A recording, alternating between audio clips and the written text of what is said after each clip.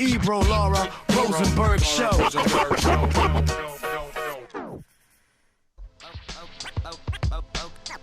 that was a clumsy intro. Okay. Oh.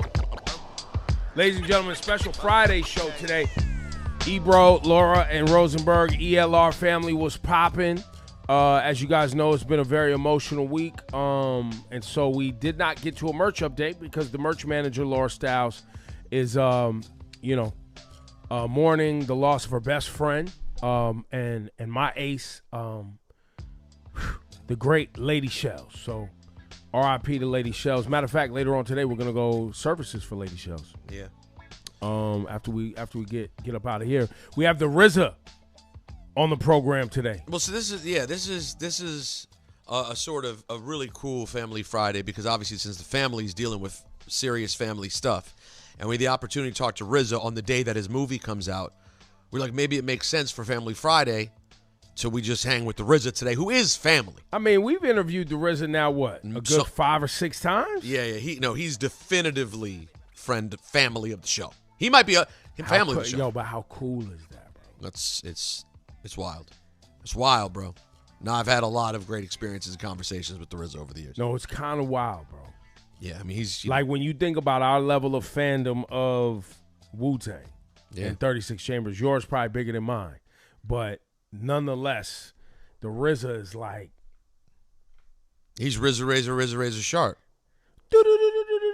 That's Bobby Digital. That's Bobby Digital, you know what I'm saying? Bobby. Digi. But before he gets here, while we wait for him, we got some ELR family emails. That's right. Just it's hit a FOTS couple. Friday. Yeah. Ebro Laura Rosenberg at Gmail. Hopefully you guys had a great week. What are you seeing over there? Let's see. Well, we have one. This, I guess, was sent the other day.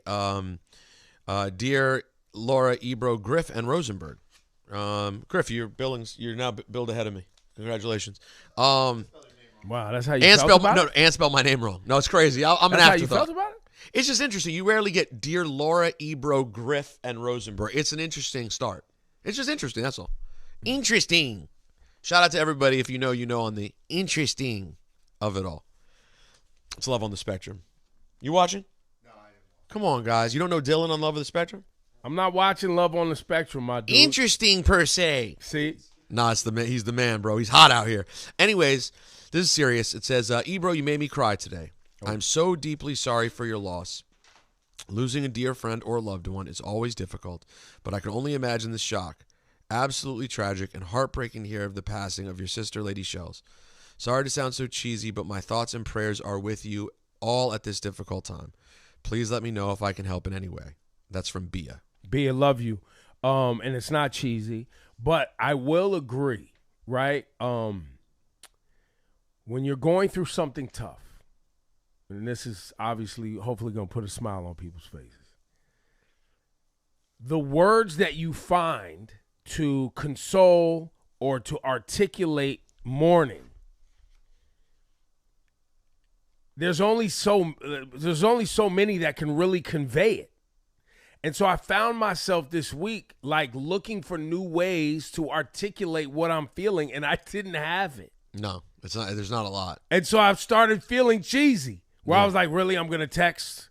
I'm thinking about you, or prayer. Or thank you, I love, and it's tragedy. It's like my thoughts and prayers. I always say thinking of you, praying for you. And even the fact that we say always say starts to feel like it's not as deep as it actually is, but it's deep. But there's only certain words that can work for certain That's right. Time. Well, no, I really, it is not often that I am at a complete loss. And when Laura and I spoke last Saturday, Laura still went to her dress drive. They dressed 200 girls last Saturday. Yeah. It was a big day for Envision. And Laura went to do the work and to distract herself and try to be a part of it.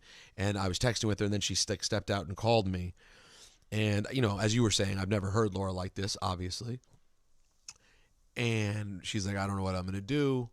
And I really don't have, in my brain, all I can go to is my ex-wife and her brother. So I always go there of what that's like. It's nothing good to share. It's not.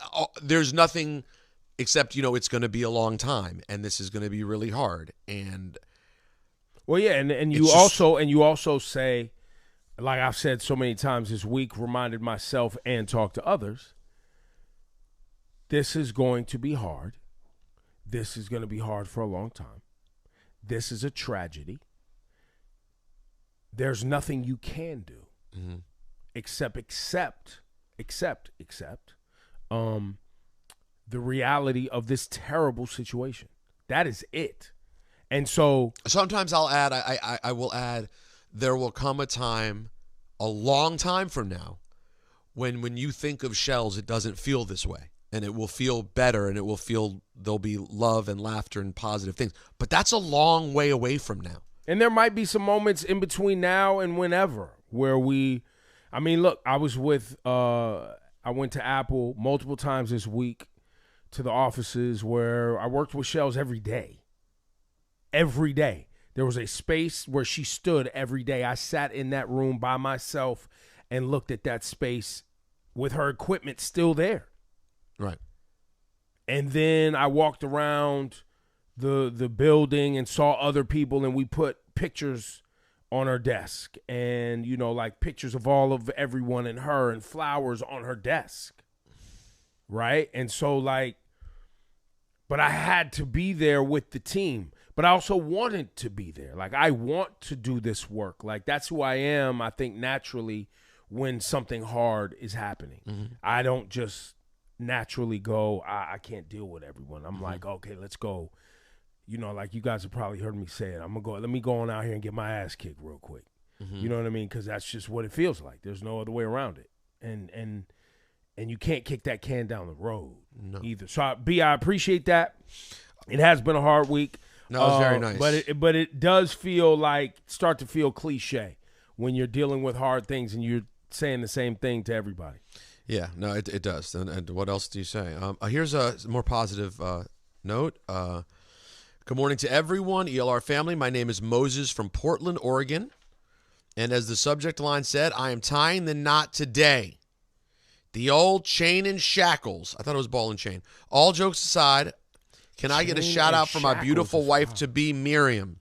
Miriam! Thank you for being everything that you are and for blessing us with a beautiful family. I love you. Much love and respect to everyone at the show. Wishing nothing but health and prosperity for all your families and everyone listening. P.S. Since we can't play music because of the copyright ish, what about weekly Wednesday wig out? Essentially, another day for Ebro or Peter to go off on a rant because sometimes we like a little blood in the water. I mean, you basically get something like that most days. I find it stressful to plan a crash out. Yeah, a planned crash out is hard work, man.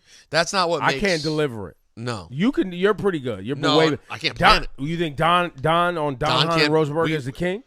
Not of planning him.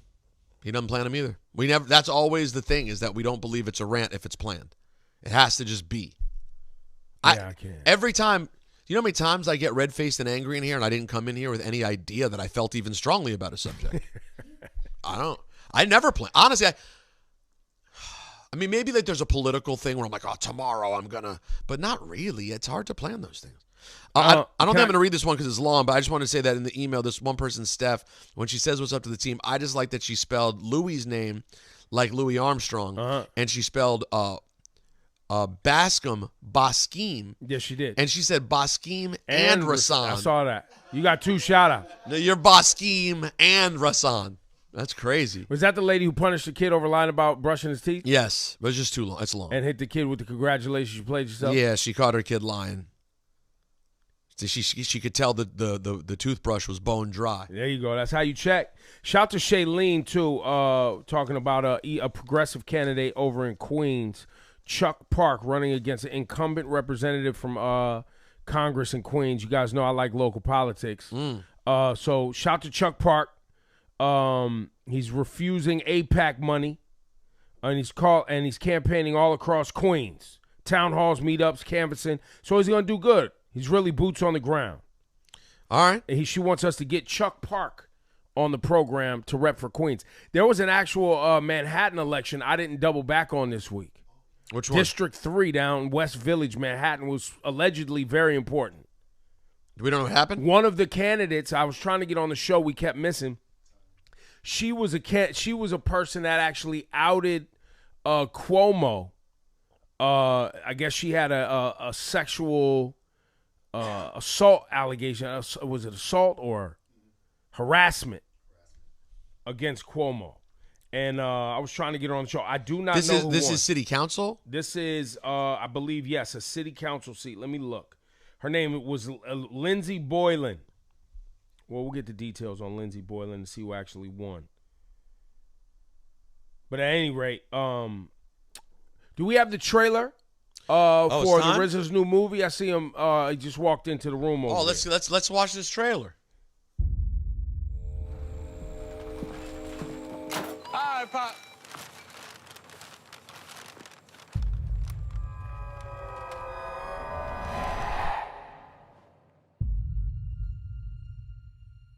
Two years assault and battery.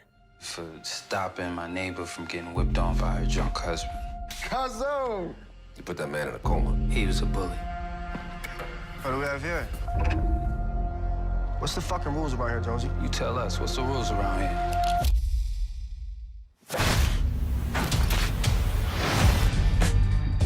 God instructs us to prepare. If you want to live, I suggest you leave this town immediately. Still in the field. I can stand here and fight for what's mine. Preparation is one of the commandments of God. He who has prepared to enter the kingdom shall enter the kingdom. This system is a giant. They just slew a giant with a goddamn slingshot. Your technique is second to none. That was a magnificent display of the Mandingo style. Quite impressive. Right, now witness my... He who seeketh shall find.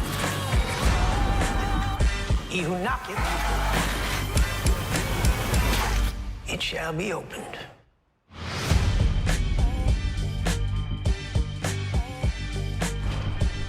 All right, ladies and gentlemen, another guest, a legend. Yeah, no, You listen, heard of this guy? Ever since you said nobody wants to mess with us in the new era, we just keep getting better and better. This is the RZA. This is the Hall of Famer. What? Rock and Roll Hall of Fame inductee, the RZA on the program. What's happening, sir? Bong, bong, bong. Pow, pow, and all the things, right? Exactly. Movie director RZA. You know, back in movie season RZA. Back in movie season. Now I saw you at an event. You and Steve Rifkin was I don't know where we was at.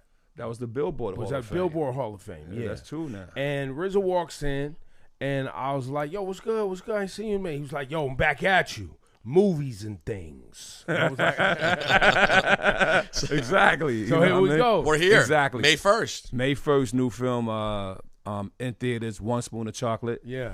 Man, really proud of this one. I mean, I'm always proud of what I do, but this one feels like my 36 chamber of cinema. Oh wow. Whoa. Okay. All Yeah, right.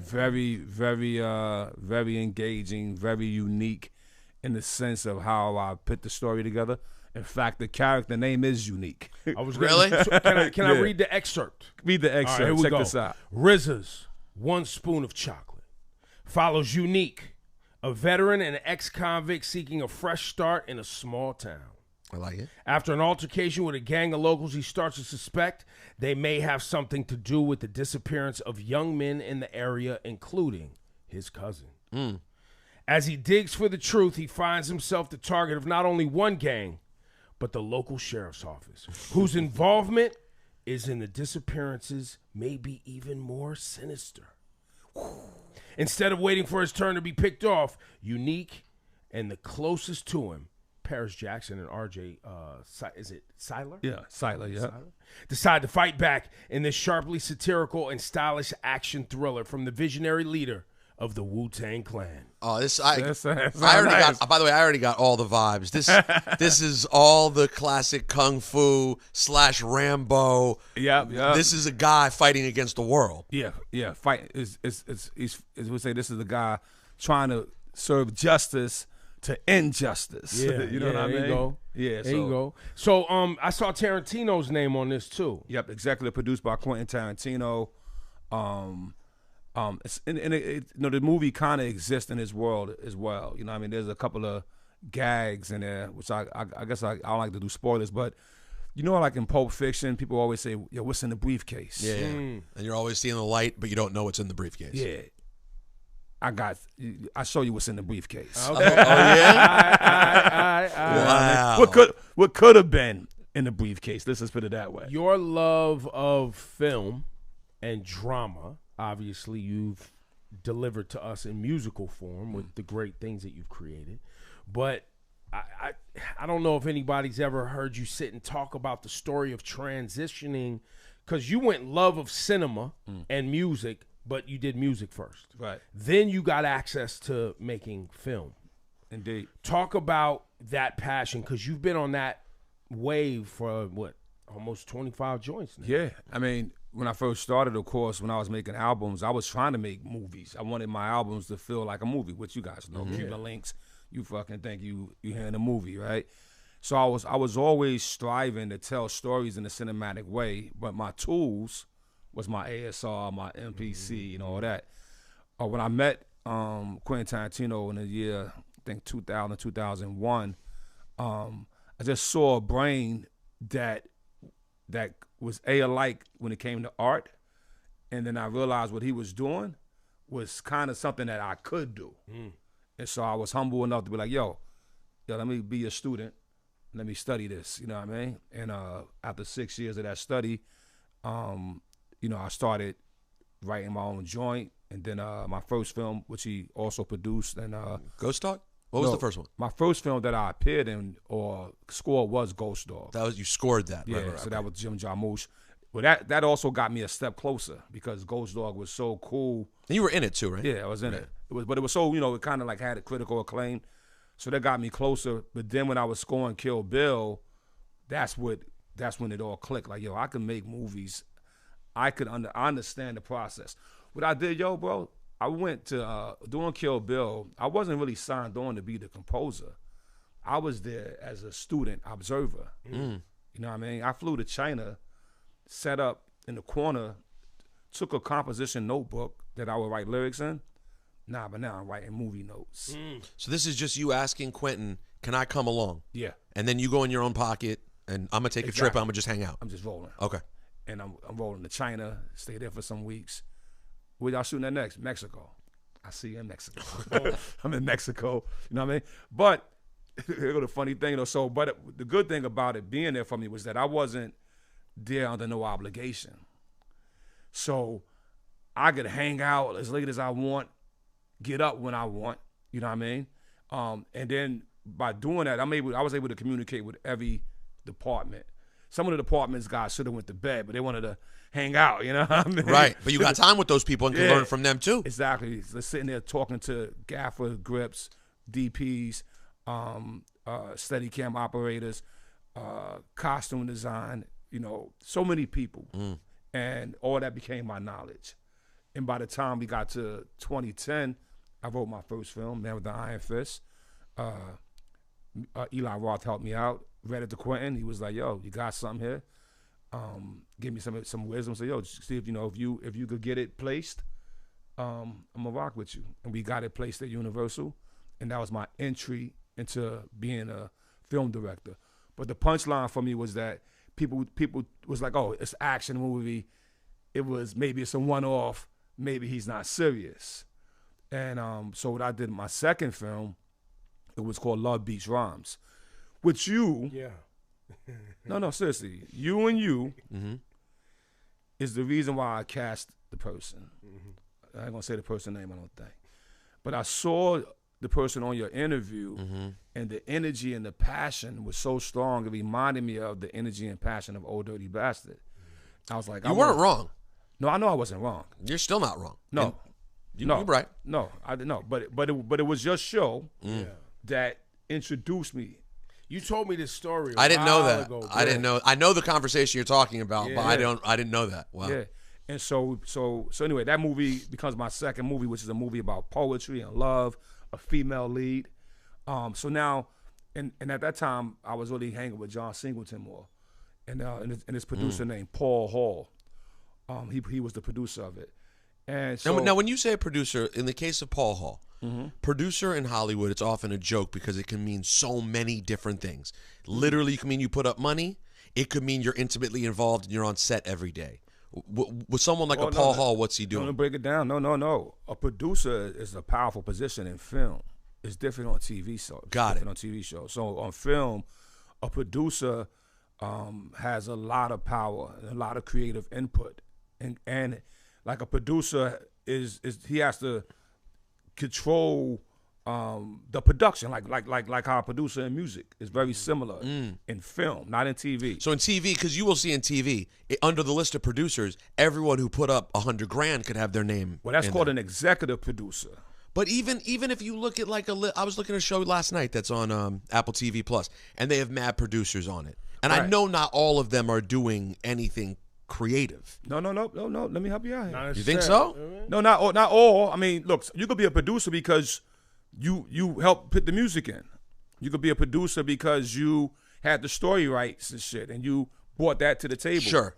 But also in on TV, a producer is the writers. So a writer starts as a writer, but as that writer credit grows, he becomes a co-producer to a producer. So you may see 5 producers back to back. That's the 5 dudes that's in that writer's room. Right. And even though they didn't write that particular episode, when you in the writer's room, it's 8. You know, like my writer's room for Wu-Tang show, we had 8 people in there. So it's 8 minds like, yo, nah, he should go left or he should go right. No, he should go up, he should go down. And then the assigned writer has to take all that data and make it into the shooting script. Got it. But everybody in that room is part of that party if they've made it to the level of producer. Right. You know what I mean? Yeah. So, but Paul, in the case of Paul Hall. Now, Paul is a traditional studio producer. Okay. So Paul produced Shaft. Wow. He produced Higher Learning. He produced Mash It, Tyler Perry joints. But he was really John Singleton's guy after Boys in the Hood. Okay. So everything that John did from there, Paul was beside him. So when this film, Love Beats Rhymes, was available, I think John was thinking of doing it. And then I think a few other directors was thinking of doing it.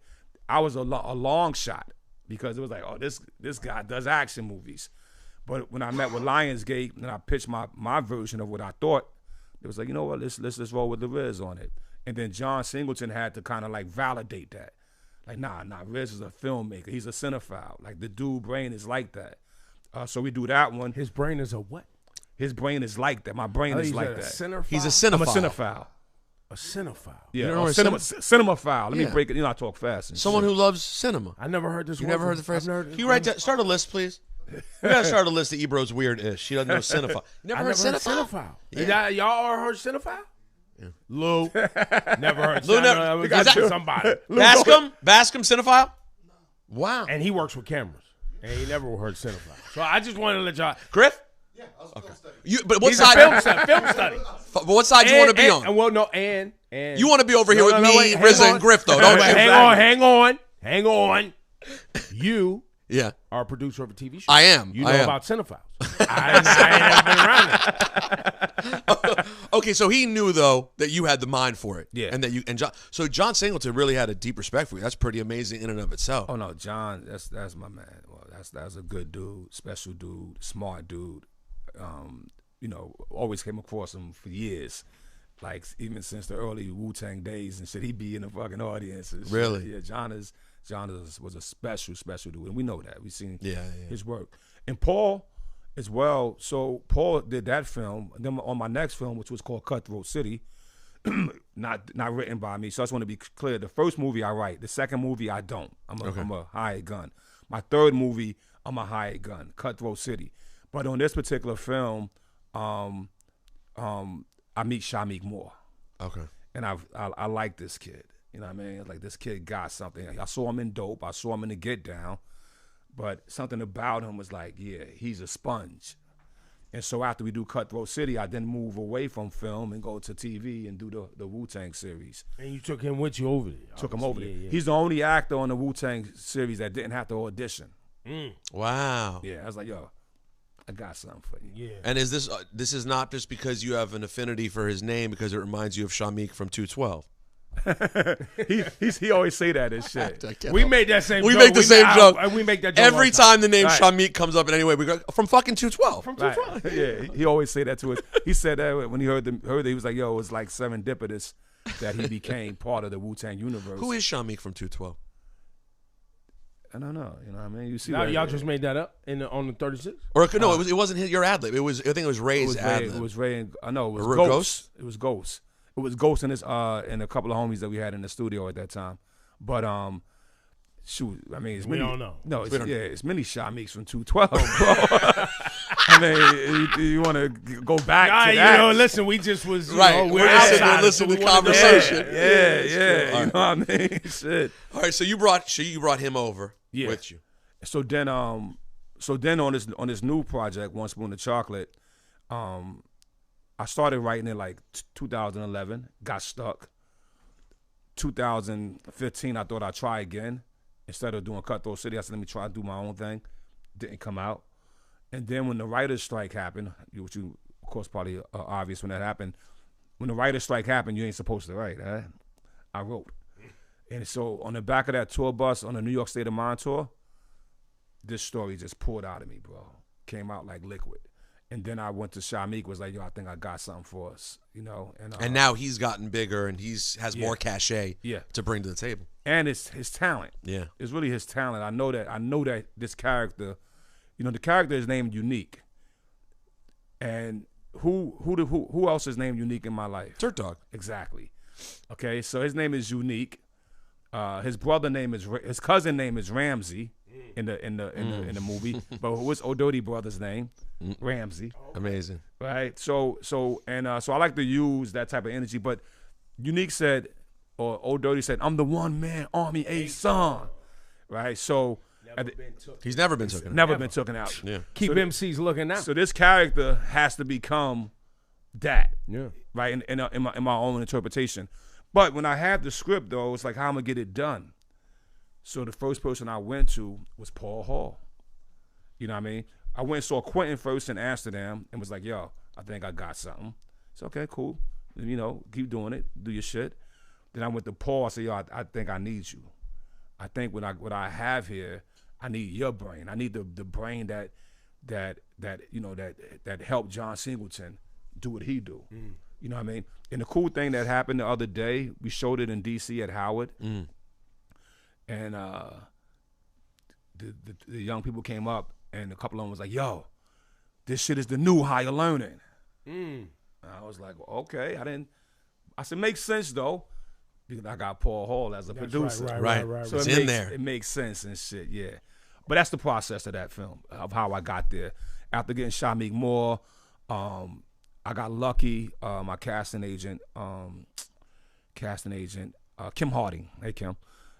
She brought Paris Jackson to the table. So how did that go? Did she recommend her? Like how? Yeah, she was like, yo, what about Paris Jackson? I was like, yeah, right.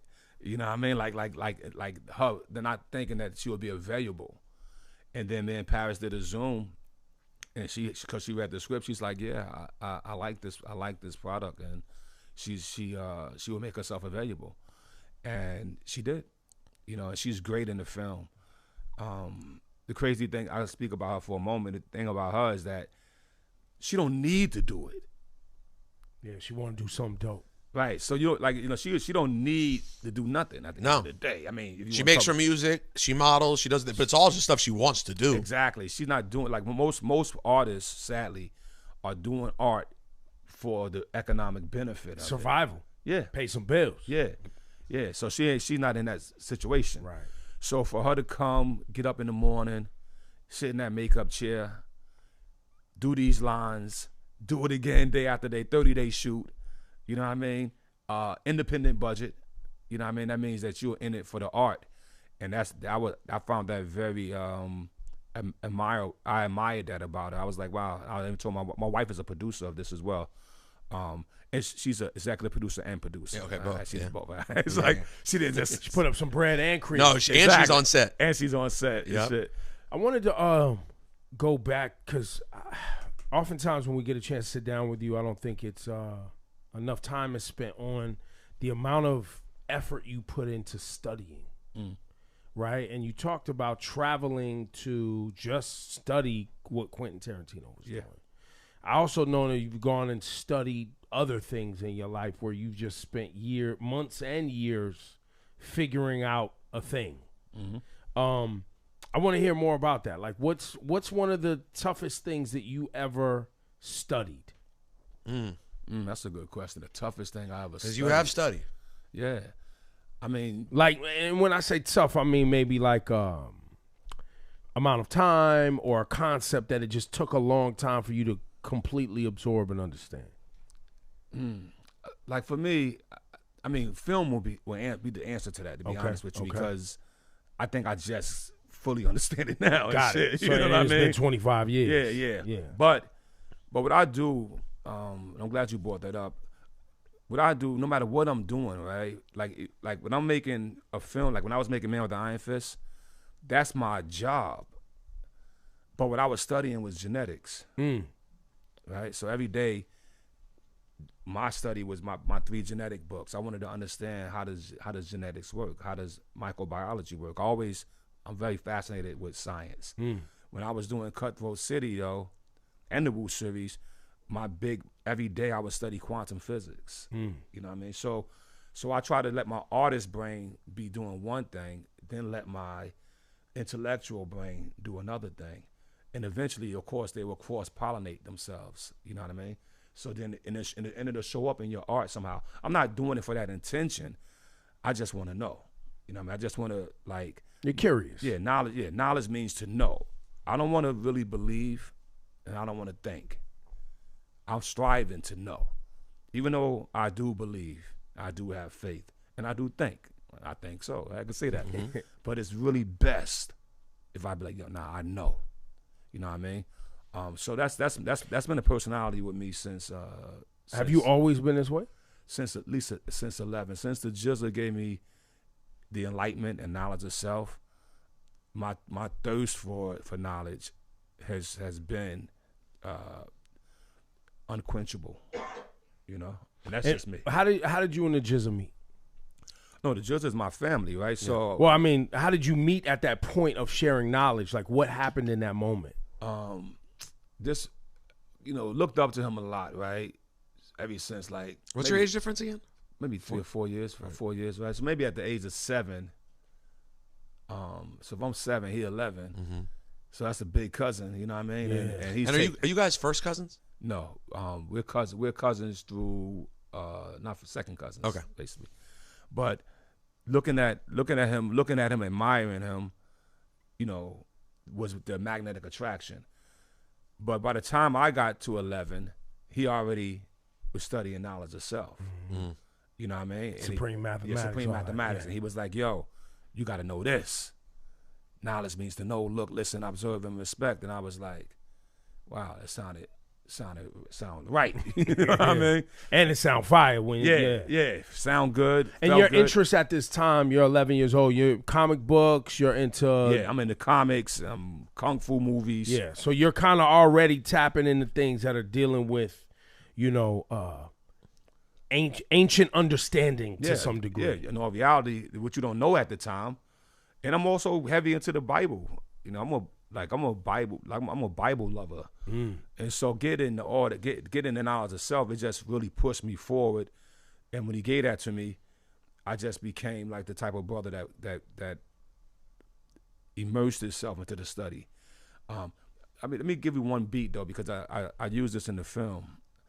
I also then digressed a little bit. 11 years old, getting knowledge of self, can't eat no pork and all that shit. Poor.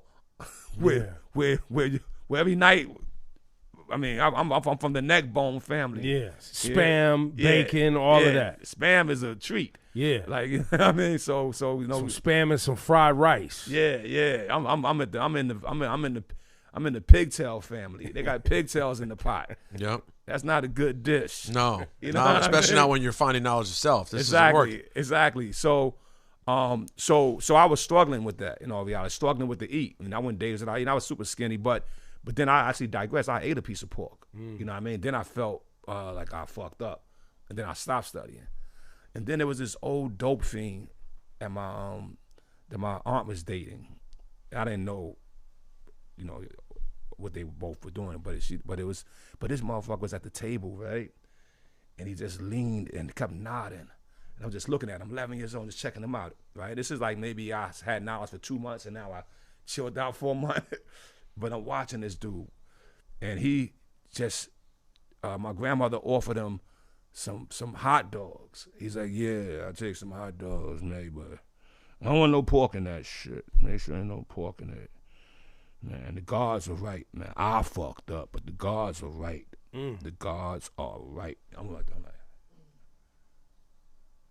I studied every day since then. I wasn't going to be him. And whatever he said, you know how you get that zzz. And I went back, got my lesson. I ain't tell nobody now, though. Before, he was like, yo, yeah.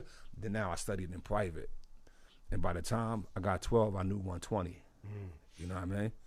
And that's been my quest ever since, to continue to study. So I just wanted to point that out because in my film, our character, Unique, he has a problem with anger management. And so they send him, he gets out of jail, but they send him to a veteran's house. He's supposed to go to a halfway house, but since he was a military, he got it like, we'll send you over here with these Army vets that the government don't give a fuck about. They vote him off. And when he gets there, he's still angry. And he gets there one morning and he's eating fucking, he got his breakfast, he got the milk, he got the chocolate. He digs in there and fucking's only one spoon of chocolate. And Luke blows his cup.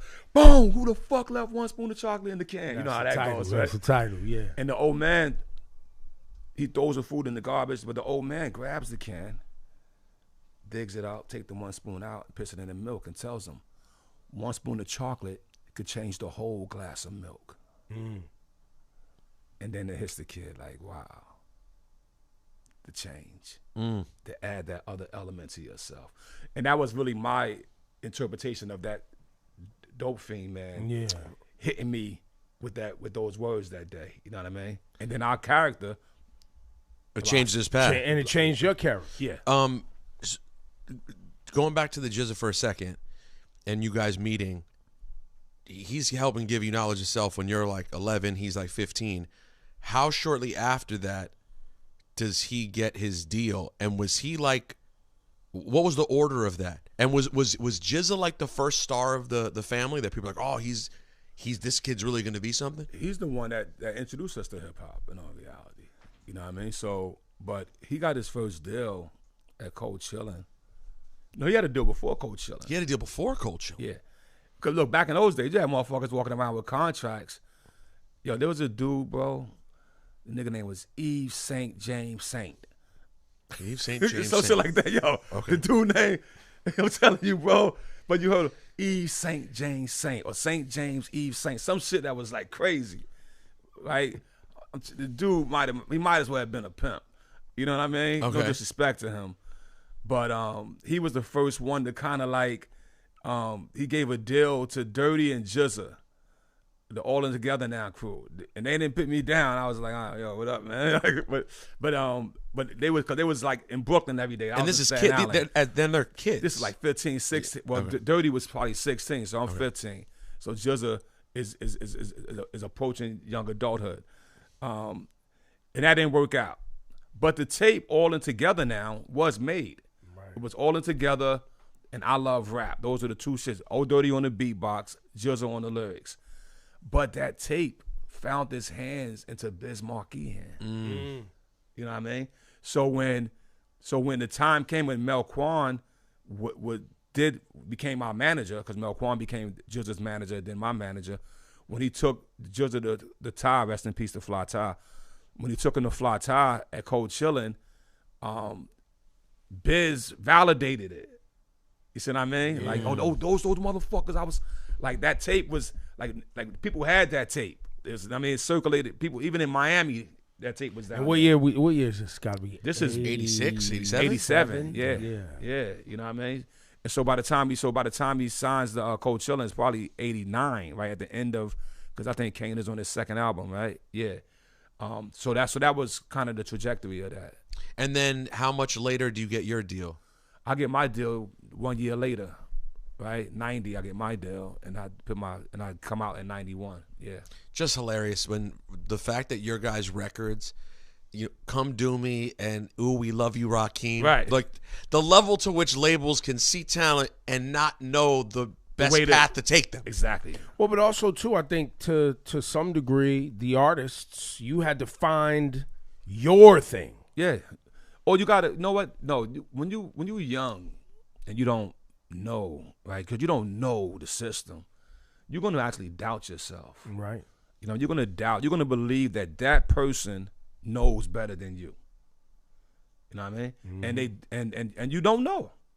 So and that goes in any field. Every time you're doing something with a corporation or with a company, you think because they are in their position, they know the answer. But they don't fucking know the answer, right. bro. No. I'm saying you got to go with your instinct, but your instinct it will be smothered by fear. You see what I mean? You're like, yo, if I go here, it ain't gonna work, and if it don't work, you know what I mean? And when she said that, if I, like the tuxedo, yeah, you say that, you're like, You sure? yeah, it's gonna be great. You're gonna look beautiful. All the girls gonna love it. Like this is a whole. They got to imagine you're gonna come down like Frank Sinatra. You're like, all right. You must know. Real quick, just back to the Paris Jackson thing for a second, because the movie just came out this week. Did you ever ask Paris on set? Like, did you ever get any stories or ask her about her pops at all? No, not like that, right? There was one scene that she that actually didn't make the cut, but it was something that I kind of wanted her to ad-lib and say something that her father would say, right? As like a little Easter egg? Yeah. And it was about, and the scene that took place, it was talking about corruption. We took it out of the movie, but it was a really powerful scene, but it just was, it would have stretched the movie too far. I'll tell you what happened. It was Rockman Dunbar, right, comes in with his wife, and his wife works in the hospital, and he's a mortician. Okay. And the wife is like, yo, I'm tired of watching these young black men coming to the hospital with toe tags. Like, she tired of these toe tags. And he goes, well, the guy was a drug dealer. And she goes, that don't mean nothing. He was a member of our community. Right? So that's the setting the stakes. Like, just because he's a drug dealer don't mean he's not part of our community. Right. Right? Another young dead black man. So then he starts saying, like, well, there's nothing we can do about it. And then Imari and Paris' character comes in. Imari is the daughter and Paris is her best friend. And she says, what you mean ain't nothing we could do about it, Dad? You always say we supposed to stand up and fight and blah, blah, blah. And then, they start talking about this generation. Like, your generation is lazy. Y'all video games, want to be drug dealers and all this. And she go, but so he's saying that to the daughter, and the daughter's like, my generation is suffering from the trauma left behind by your generation. So this, and it's heated up, and then the mother's like, we're not going to keep having this fight. And Paris' character's sitting there watching this family have this fight. Yeah. And she goes, my dad always said, the only way to stop evil and corruption is to expose it. And then she walks out. You know what I mean? But it didn't make the difference. I was like, damn, that's not even in there though. Yeah, that's not even in there. That's the hard part about making these movies, taking out things you love. And I was going to ask you, because you're talking about instinct and you're talking about believing in your instinct when you're working with corporations, how are you balancing your creative instinct with actually running the company and managing the business? Because you're doing both. Yeah. Well, that's why I'm so proud of this particular project and this film, is because this is letting the art speak for itself. It's certain things that maybe in a corporation, maybe I would have had more fear. Maybe I would have had the advice not to try it this way. You know what I mean? But I was just like, yo, bro, the reason why Wu-Tang is in the Hall of Fame is because 36 Chambers had no interference. Nobody came in and was like, yo, don't do that. Yo, son, 2 to 5, cash flow, yeah. All that shit happening, bro. Nobody ain't stopped none of that. Yeah. You know what I mean? I let it, the creative process was unhindered. And that's important. So regardless of whether it would have been successful or not, the completion of that creativity exists. And that's but it became very successful, right? Did Rifkin push you on anything? Nothing. He just fully trusted what you bring to me. What you bring is what we know we need. If you ask Steve what was his secret when it came to me, He said, I just never told him no. The secret was telling him yes. You know what I mean? And we need more executives like that. Yeah. Executives that's like, yo, I got the money in the outlet. You got the motherfucking talent. Now, I can market it. Would you guys want to wear stocking caps? Okay. Right. You know what I mean? All right, okay, maybe. I market it. You go out there with your stocking cap on. Not, because I remember one executive was telling me, like, oh, hoodies? No, you guys, the hoodies not going to work. Bro, everybody wear hoodies now. But there was a point when nobody wore hoodies, bro, where hoodies was not a fashion. You can wear a hoodie to work now. Right. Don't consider this work, but yeah, I hear what you're saying. No, but I'm serious, bro. No, you No, can. people You know what do. I'm saying? No, People for be real. wearing hoodies with their blazers. That's Oh, like no. a style. No, it's everything. You see, Like it the on, you see it little- on mannequins. Yeah, that's what I'm saying. You look on the mannequin like, oh shit, dude, look like 1993 right And you there. guys, you had, was it the chess boxing video where everyone's wearing just the black hoodies with the like the logo? Yeah, the logo, hoodies, fucking Ghostface with the meth with the cutout. It's like, what the hell is that? You know what I mean? But it was the art. It was so art has to not be hindered by corporations. You know what I mean? And that happens every once in a while that it happens. Even you go back to NWA, you got to think about what they're saying, and the record guy is like, "Hey, fuck it, let's go." Yeah. You know what I mean? It's like the senators was talking about hip hop. You remember that shit? Oh yeah. The It was parental like- advisory stickers. Yeah. The Snicker made it cooler. Yeah. But I'm going to say this is just a hip hop thought, but like, and NWA is obviously unbelievably iconic.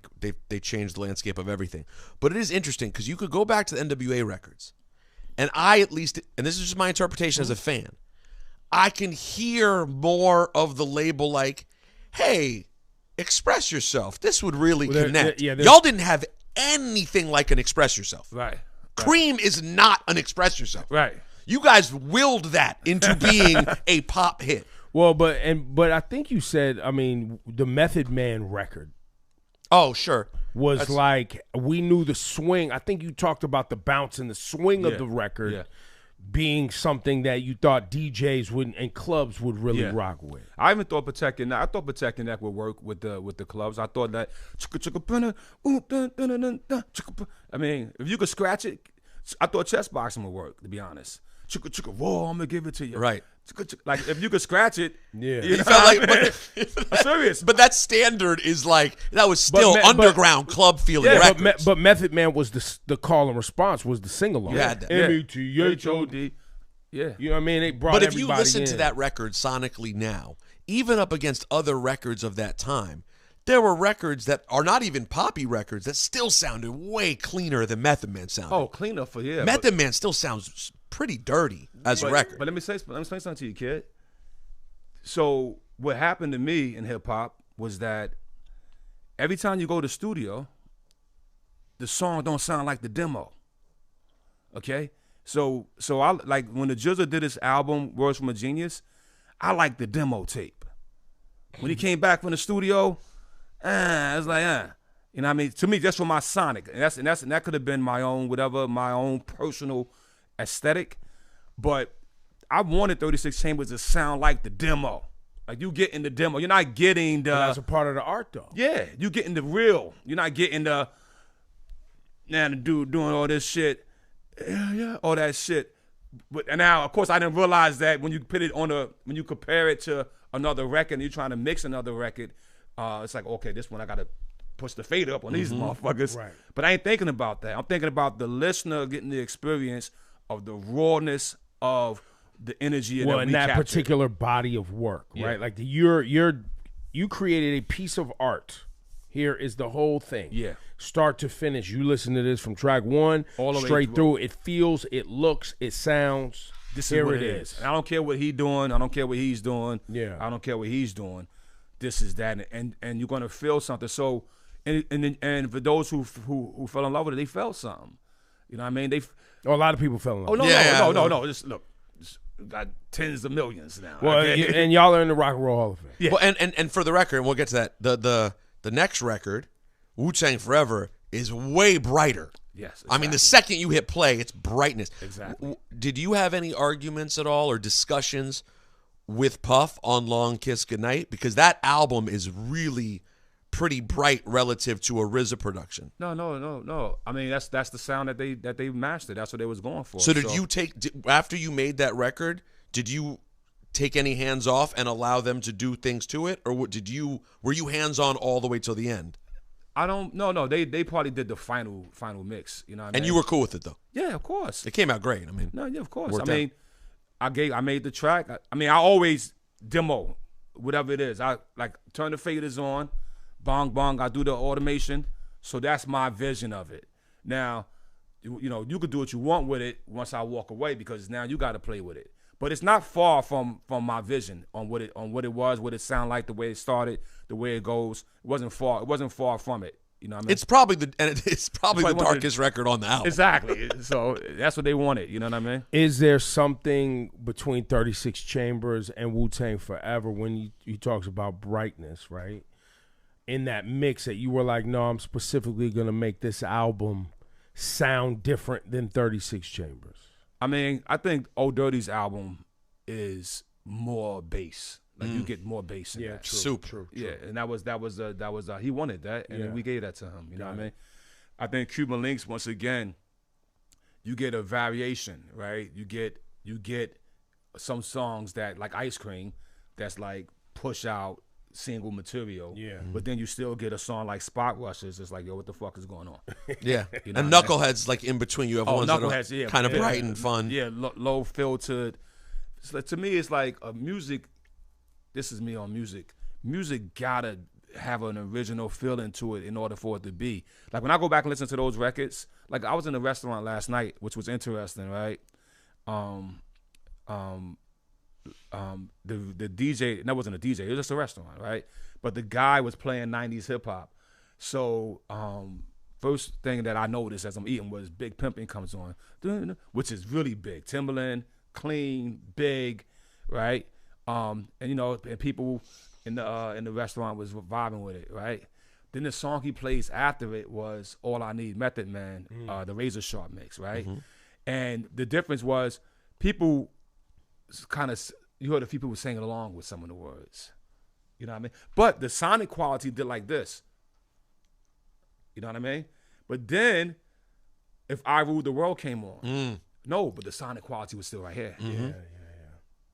Because it was that time period. Exactly. Right? So 3 years from there, so you look at Big Pimpin', that's what, 299 maybe? Yeah. Okay then, so now equipment is better, studios are better, engineers are better, hip hop, because at one point, yo, and I ain't saying this to be, at one point, you know, minus Rick Rubin and a few others, Bob Powers, whatever. Rest in peace. Rest in peace. Yeah. The engineers don't know what the fuck they doing, bro. They haven't had this music.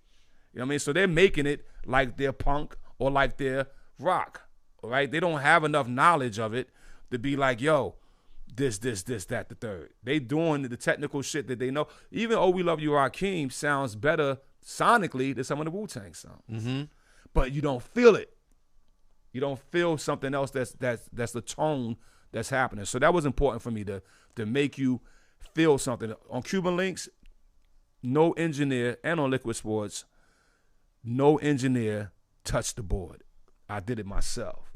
I realized, because on Method Man album, I went to Chung King, engineer, and I was like, yo, and now, you know, back then, you know, this white motherfucker know what the fuck he doing, yo.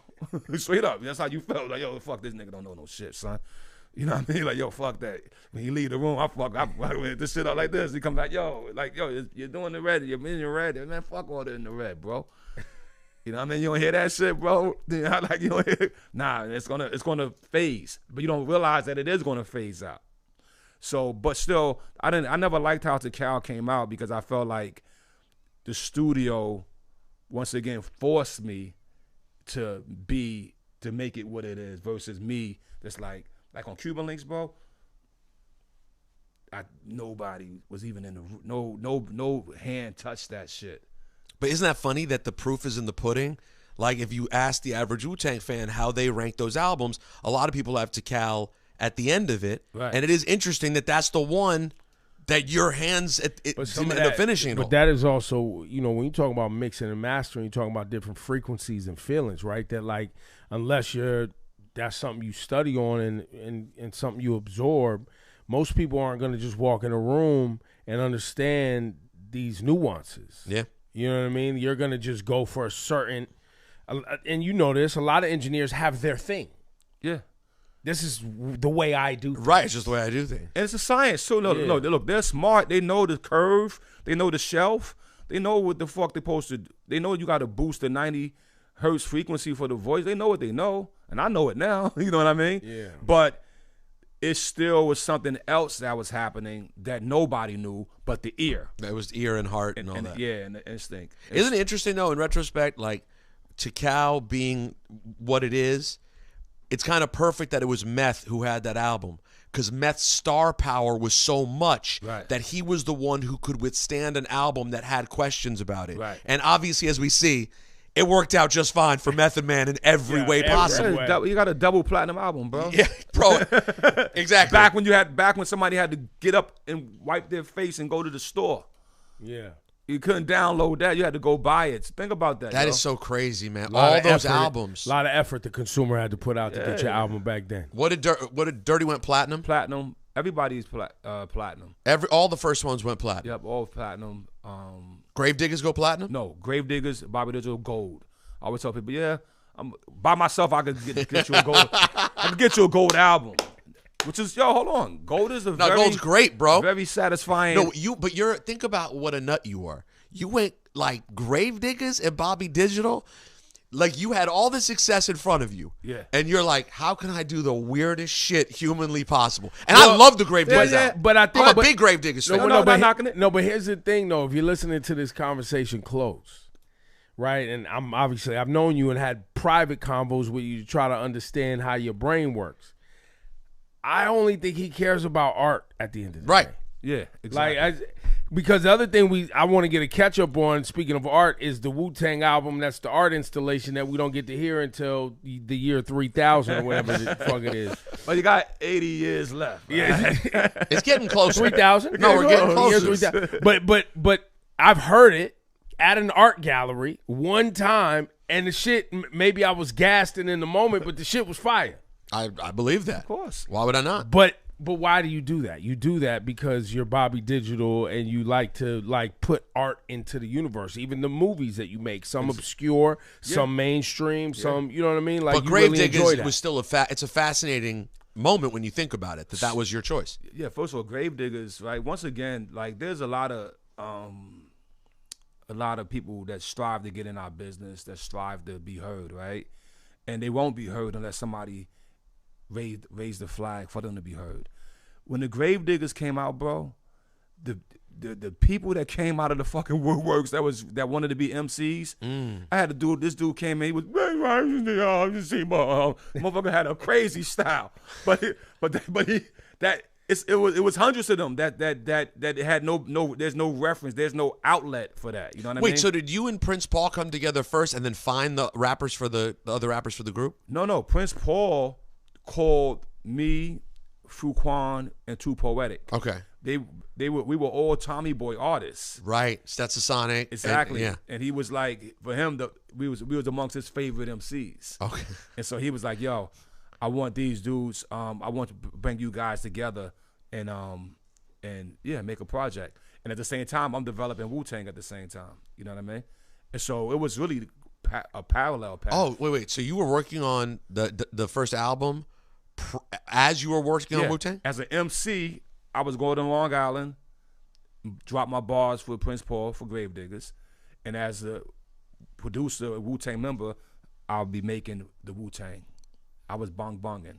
Wow, I didn't even. I never knew that till today. Yeah, I always thought it was the project you decided to do after. Yeah. No, so it was art, and it makes sense that you guys are all Tommy Boy because at the time, Poetic and Fruit Quan with you. Wow, that's bugged. And for me, it's just like going back to the art of it all. So think about that, right? I mean, think about me even here this morning, right? It's just like, yo, why am I here? This is deep. we asked. We're just thankful. Listen, we were just thankful we got. We're the just email, happy. We happy we get the invite. I'm here because of the art, bro. Yeah, that's it. Trust me, yo. With me and the Wiz, we could just sit up in the sun, and that's what it is. But this movie isn't about making RZA rich. No, this movie, we self-funded this movie, bro. So that means that we could have took $10 million and did something else. You know what I mean? But the art hit me, like I said, on the back of that tour bus, 60, 70 pages came out. You know what I mean? So it's like, so I sat down with my wife, I said, yo, what you want to do? Like, you know, because we into real estate now. So he's like, well, we could add another thing to our portfolio, right? Or we could do a movie. And she said, what do you want to do? I said, I don't know. I feel my instinct. I feel like I should make this movie. And she's like, all right, I'm gonna support you. And then we did it. So the point being made is like, yo, but when you know, the thing about it is when you watch it, bro, some people are gonna be scared. You know what I mean? Some people are gonna feel like, yo, it may polarize in a way. Even though it's a fucking grindhouse piece of material, right? The that's the Wu of it, or 36 chamber of it is in there. So the Wu fan's gonna get it. Right? So you figure, why the fuck does a Wu fan, like you said, it feels that cream is like, you know, I'm gonna say this to my white brothers. It's like, yo, they felt the big brotherhood of Wu. They felt like, yo, these dudes got my back. They felt that, yo, these dudes are countering some of that bullshit that I'm hearing. They getting bars that they could utilize. I did signings, and I'm not talking about myself like that, but I did signings, long line of motherfuckers. Millionaires come up. Oh yeah. And be like this, yo, bro, thank you. I'm a millionaire thanks to you guys and what you said, and this. Like, so hitting frequencies, right? And then you got those who are like, yo, they rather keep everybody in a sheep state of mind. You know what I mean? And they think that just because it's loud and clear that it's clean. It ain't clean. And just because it's dark and dirty doesn't mean it's not clean. Exactly. It ain't dark and dirty, but it's pure. Right. Yeah. It's the purity. You know what I mean? And so once again on this art journey, the purity is in this film and shit. And yo, it's you're gonna see it. Those who see it, go see it. Trust me. If it makes you uncomfortable, good, because now you feel something. Right. You know what I mean? Which is important, right? To me, you should feel something. How many times you go and you don't feel nothing? You know, the Michael Jackson film that's out now. Congratulations to his family and everybody. Sometimes some of the critics saying, "Oh, why they didn't go into some of the sucker shit?" Right? And he's like, "Yo, bro, this lady took her like 4 or 5 year old son to Michael Jackson, and the kid's dancing in the aisles. He's feeling something. He don't need this fucking going to that other fucking chamber. No. So you want to feel something. So art should do that for you at least. If it makes you angry, okay, take that anger and try to understand it. If it makes you happy, take that happiness and try to understand. But if it just make you on some and nothing happening, I don't care if you sell. I don't care. You know, I said this way back in the Wu-Tang days, and this is no disrespect to the brother, because I think the brother's a great brother, and I really respect them. But I used to say this in all my old interviews, because we're trying to get. They was like, so what do you think about Wu-Tang? You know, you think you guys are gonna make it? MC Hammer is the biggest selling artist. 10 million records. I said, well, if MC Hammer sells 10 million records, you know what I mean, that's okay, that's great. But that's 10 million people that might still be asleep. I said, if Wu-Tang sell 1 million records, it'd be 1 million people that wake up. All right, and that's the change. Okay, so that kind of, not saying that in an egotistical way, and respect the Hammer, like you said, you got to pray to make it today. But you know what I mean. But I knew that the inspiration of what we was doing, what we were saying, would be a different type of change, a different type of unity, a different type of community to come together. You know what I mean? Yeah, it's no coincidence. Like, it's no coincidence that I'm not saying that every person Wu-Tang affected, because you guys are very popular, that everybody lived their life the right way, and obviously nothing's a monolith.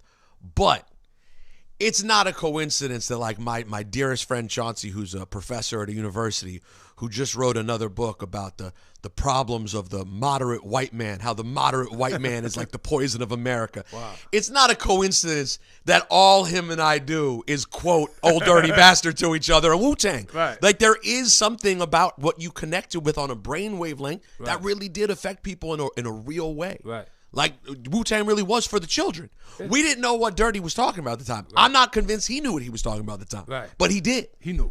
He did know. Now, was Dirty talking about the children, the greater children, or y'all's children? Because definitely Wu-Tang was for y'all's children. That's true, too. There was a lot of way the licensing and the logo and the all of the ownership, it was for the children. No, he was talking about the world's children. You know what I mean? Dirty was a big Marvin Gaye fan as well.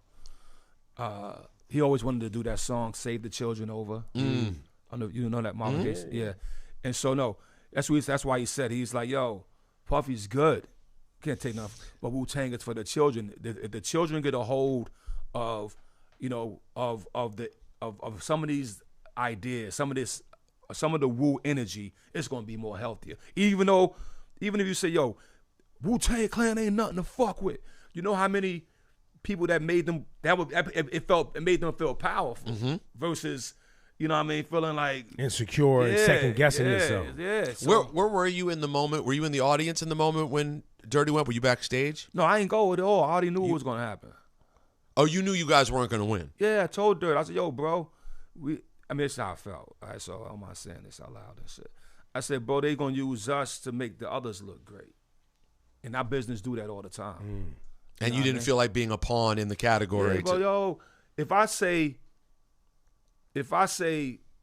Mike Tyson, right, and there's this new heavyweight guy coming in, he goes, this guy reminds me of the new Mike Tyson. You gonna check this motherfucker out, bro. Right. Yeah.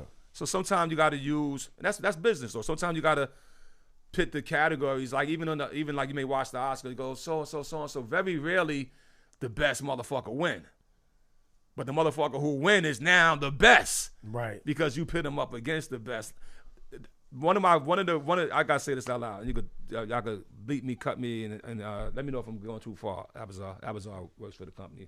Abzar. He's not going too far. He's good. Yeah, he's Gucci. No, but now I'll let you know, though. I'm a big fan of Casey Affleck. Okay. Right? The guy's a great fucking actor. Really found something and really gets it. But the year he beat Denzel he didn't believe it. He beat Denzel on the Fences year. Oh, on the Fences year. Oh, yeah. And he beat him with the, what was that movie? Let me get my... Just the fact that it happened in retrospect sounds crazy. It's crazy. On the Fences Respectfully, it sounds It insane. would have been on the Gladiator 2 year. Maybe. We can have a discussion about Fences now. No, Fences The is... Fences show, that was a master class of acting and teaching. And I'm not saying that Casey movie was something to do with Manchester by the Sea. I'm bored just hearing about it. No, I'm just- Okay. Now, the Manchester by the Sea is a It's good a good film movie, too, right. Right, especially for me, what it did for me. I didn't know that white people was living like that. Right. Right, it really gave us a look into. I don't even know what you're talking about, my G. I ain't gonna hold you. I didn't see it. Yeah, if you So see I'm it, gonna He's, take your word for it. he's a cinephile. Yeah, No, he's- he's a yeah. bro. He's his thing with movies. Are y'all No, he's paying a- he's a attention to how cinephile. much he remembers movies? Yeah, I don't know if I saw it, but I did see Fences. But if you do take a look at it, you'll get a glimpse into, Right. into white life and tragic in a way that you don't normally see caught on cinema. So it definitely belongs in that year in the top, right? Fences was again a look at black life, right? Denzel, his wife, and that family. But the performance No, Denzel rocked that. of Fences, bro, slays the performance of Manchester by the Sea, right? And there was one scene in Manchester by the Sea that, because I was saying, because I get the vote too, right? So I'm looking, I'm like, this is the top runner. I'm looking, and then I'm like, if he does this one thing, then maybe he didn't do it. It didn't hit for you. He didn't do on it. the spot. He didn't. The bars. He didn't drop the last 4 bars right. Right. Like, you know how Jizz would be like, Ninja so like, you know how the Jizz always is to end his lyrics with some fucking, now it's all over. Niggas seeing pink heart, yellow moons, orange stars, and Clovers, clovers. It's yeah. always something that, yo, that dude, he ended it dope. Homie didn't end his shit Nah, like Jizz that. always lands it. Yeah. Denzel landed his shit. Right. in Fences, bro. Yeah. And so, point being made, though. Denzel's been that role a bunch of times, where they gave it to someone else, but you knew Denzel's performance but was to the one. point, Exactly. they're putting Denzel in there with a bunch of other people to up their value. Right. So that's part of the business, though, right? And look, and it's all is what objective or subjective when it's like Subjective. it's all subjective, right? Right. Objective means Facts. That's what you like. Yeah, I like objective. Yeah, no, it's all subjective. So it's all subjective, right? At the end of the day, or shall I say, it can be subjective. Yeah. Right. Right here, we just was all objective, like Denzel. But I always feel that way about Denzel's big performances, right? You know. Let me I wanted to ask you. Speaking of movies and just everything we're talking about right now, you saw Michael, or you haven't seen? No, I haven't seen it. Oh, okay. Well then, I'm gonna see it. Curious for your thoughts. I really enjoyed it. Curious for your thoughts. we both loved it. So I already know it's gonna be a masterpiece. yeah, you got. We went in knowing what we were expecting to see, And I went with my daughter. I went with my daughter and my lady, right? So and of course, I feel closer to Michael just at being in music and knowing what his records meant to people, knowing a lot of the stories, having met people who worked on Michael things, and so I know some of the nuances, and I get why there are individuals out there critiquing it the way that they are. But to your point of what Michael means to just joy and a talented guy who made incredible art and entertained the world with it, it nails that stuff. Right. There's a piece of it though that I want to talk to black men about though, because the Joe Jackson piece is fascinating to me. Okay. Right, and important, right, because we could talk about the movie. You don't feel like I'm ruining it for you? No, we can talk. he knows how Michael's life played out. Yeah, you know the story. Yeah, so yes, they show Joe Jackson whipping Michael. There's with the one belt. whipping There's scene. one whipping scene with Joe Jackson with the belt. They watered it down. Right? They made it a powerful one. They made it a powerful one, and showed him calling him Big Nose one time. Okay. But they also showed Joe Jackson in the kitchen with all them damn kids. And they showed Joe Jackson pulling up in front of his house in that broke down Volkswagen bus after a long day's work, struggling to kind of slowly walking into the house after working at the steel mill. And there's a scene in there where he's sitting with the family and he's basically like, do y'all want to work at a steel mill in Gary, Indiana? Because y'all black. Right. And we have an opportunity basically to get out of here. Or is this what y'all want to do? Right.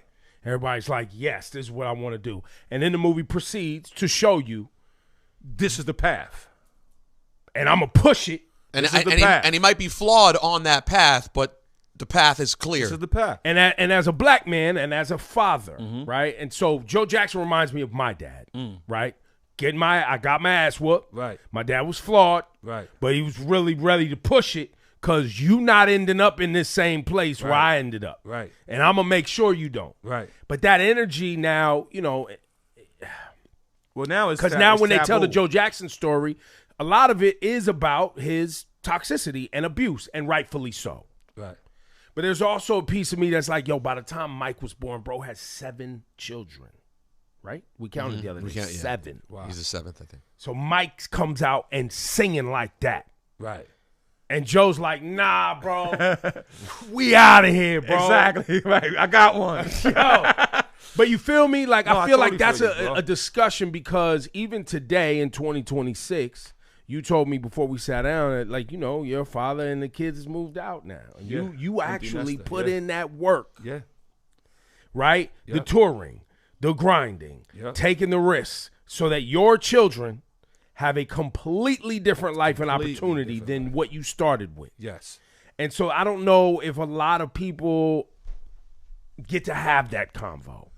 Well, it's a good convo to have, right? From both perspectives, from the time when that type of discipline was normal. Right. To the time where that type of discipline becomes abnormal.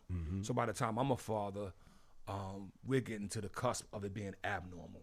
As you as a father, it's kind of abnormal. Yeah, well, I've never disciplined my children in any other way other than taking toys away and like putting them in their room with nothing to play with. Right. So that's something. But I'm from 11. You know what I mean? So I come from a disciplined generation. 11 kids in the house. Yeah. I'm one of 11 children, and I mean the discipline that I went through, bro, is definitely legal child abuse. Not from my mother. My mother sent us away to my aunt Goldie, and I love Aunt Goldie, but Aunt Goldie, bro, I mean, she might have whipped me. If I was there for 300 days, I got 200 whippings. Was it the switch off the tree joint? Switch off bro. She whipped me with the racing track, whatever, extension cord, whatever she got her hand on, bro. And me and my brother talk about it nowadays. We go. We were some bad little motherfuckers, though. Like, we did go steal the whole carton of cigarettes and smoke them shits. You know what I mean? You gave her no choice. You know what I'm saying? But what the two things I think talk about as a father and as a family is that a lot of parents don't understand how to be fathers and mothers and how to raise children. That's right. They and as a black man, we don't even have enough generations of fathers. You know what I mean? We come from take the kid over there, take the mother over there, and the mother might be banging this guy. The master, getting raped so by the master. We come from a different trajectory of fatherhood, discipline, and all that. And all we knew is what we learned, right? So we come from whip a motherfucker. Well, that's the thing I keep thinking about this week. I've thought about it now multiple times. Is that the only people in my life who have ever told me stories about being whipped by their parents are black Americans. That cannot be coincidental coming from enslaved people. That's it. I'm not saying it never happened to white kids, but I never heard. I don't know. There's definitely religious households who aren't black. Right. And would still do a belt. Where belts and whippings are a thing. Yeah, like I've definitely heard that's true. Because it says don't spare the rod. Spare the rod, spoil the child. Right. Allegedly in the Bible. I've never actually You never went and did the research. I never actually. But that's what they wanted. Yeah.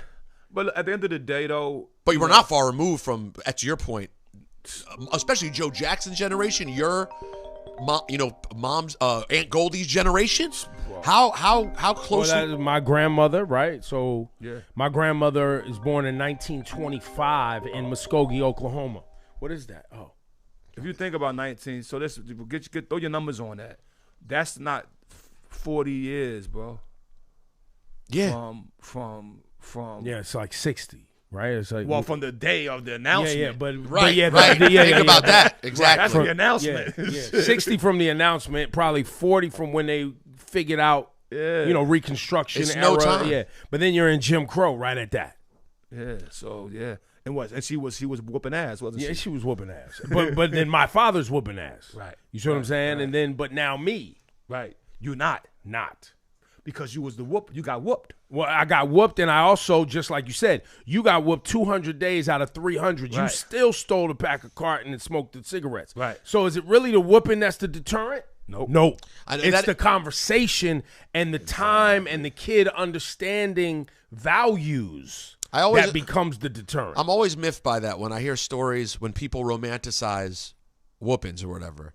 And they're always like, well, back in the day in the 90s. And I'm like, but I remember kids were out of control in the 90s. People act as if because the whoopings were happening, all the kids were getting in line. That didn't happen. No. Effective parenting's effective parenting. Exactly. An effective parent. Now, I'll use myself for example and go in my house for a moment. I whipped my sons one time. You know what I mean? It was tough. And I whooped them because they lied, bro. And they told a lie. And I told them, look, you can't lie to me. I gotta know. I don't care if you did it. I gotta know because I gotta deal with it. So they was honorable in the sense that they both stuck to the lie. Right? No, I admired that part of that. I mean, they got less chastisement because they had a code of ethics amongst them. Each other. Yeah, and so, but they, that was the only time they my sons grew up. They're good dudes, and they still don't lie. to me. So my approach on the lie, because Issa has lied to me, was me to get her to understand how I can't support you if you're lying. If you tell me the truth, we get to work together to find a solution. Right. It's a great way to put it. Right. It's the same thought. Same Same thing. But and there's nothing big, but just honestly so small it made me more upset. Right. That you're lying about this. Now we have to talk about you understanding our family, me as your father, my ability to support you as a human being. Yeah. Right? Because, you're dealing with girls. I definitely can't be hitting on no girl. I can ever make violence on my girls. Right. But also never forget, you have a Jewish mother, so the power of guilt is in you. Well, that you know how to use that. Part. But how about Make this? her feel guilty and how about this? it, My though. mom was taking the belt to me and my brother, and my brother is white. We have different dads. Right. My mom is coming in with and when you got a little mom, my mom's 5'4". We're like 5'10", right. 6 feet tall. In our teens, she's coming in like Your mom too. Bacow! Yes. When she went there, yes. Wow. Where'd she learn it from? Did she get it in the foster homes? Maybe she got it in the orphanage. Or orphanage? Yeah, maybe. Maybe. Yeah, that makes sense. Orphanage is in the time but your that's mom was also an my orphan? mom was born in 1945, so they was taking the ruler to the hand and all that back then. Right. Because remember, that was a thing in Catholic schools. The nuns was. We in Catholic school, but that was the thing. When I went to school, my first 2 years of school was in North Carolina, Murfreesboro, and you get whoopings. In public school? Public school. You got whoopings, bro. I mean, they had the shit. They had the little paddle on the wall. Yeah, I just want to add as recommended listening for this interview now, Whip Me With a Strap by Ghostface. Produced by Jay Dilla. It's the greatest hip-hop whipping song of all time. With a strap. With a strap. He named the song. And the whole thing is Ghost just giving descriptions of getting whippings. The whole song. Shit, Ghost is just a genius, bro. Nah, Ghost, man. Yeah. Yo, RZA, it's been a great time today. I want to get to the Rock and Roll Hall of Fame and let you tell us on the way out here. Is there anything you could share, about, that moment you all learned that you were inducted, what it means, and then are we getting a Wu-Tang performance? Yeah. Are you still going with the lie that y'all never touring again? He was, by the way, sidebar, he's never been mad about that for I never months. believed it. He was mad that y'all went out and said the last tour. He was pissed. It can't be the last tour. It worked great. It seems, listen, let me say this to you about the last tour. So the last tour, Final Chamber, was the plan of it is to do, I said about 100, maybe 120 is the max of shows and spread it around the world. Okay. It wasn't just like, so yeah, we're not coming back to the Garden. I don't see that happening. You don't see it happen? I don't see that happening. What would you say if I said I do? Then we'll see each other on that day. We will. And I'll be like, you was right. Because everyone I've talked to had so much fun. It sounded like y'all enjoy. It sounded like you guys have now kind of perfected where you're at as the touring band. I talked to Ray. Ray was so happy. He was like, "Oh, this is the best." I was like, "I know it's good times, but it's still difficult. It's right. Still difficult. Corralling. Yeah, it's still difficult. But I will say, but it's not done yet either. You're saying you're still on. Yeah, we're probably like 70 in now. Okay, right? We just did 20 over in Europe, but you see what happened in Australia though. What happened in Australia? Oh, we had some absentees. Oh no. Exactly. You can't have no absentees. If you have an absentees, then it doesn't count. Exactly. And when that started happening, then you got to start thinking. How many absentees do you have? No, yeah, 3 or 4 absentees, bro. In Australia? Yeah, bro. You know how that feels, bro? When you walk on stage and you're like, yo, hold on. You know that the dude ain't in the back. Oh, you know what I mean? That's like. Do you address it to the audience? Yeah. Eventually, depends on the current. Like if it feels really cold, you be like, listen, guys, let me tell you something and shit. But the funny thing is I'm the first one out. Like I'm the da-da, it's me. So it's like, yo. Y'all open with Bring the Ruckus? No. We was opening with Sun Shower. Oh, Sun Shower. Yeah, it's like that's what I felt was needed. You know what I mean? And I came up from under the ground like. Oh, you had that joint. Can I defend your brothers for a second though? Good. Australia's so far, bro. I mean, of all the ones, it's tough. No, it's tough. I did it. I went to Australia last year. It's tough. Some of it was plain. Some of it, look, Australia, if you got a felony, You can't even go. so we surprised the ones that got in. You know what I mean?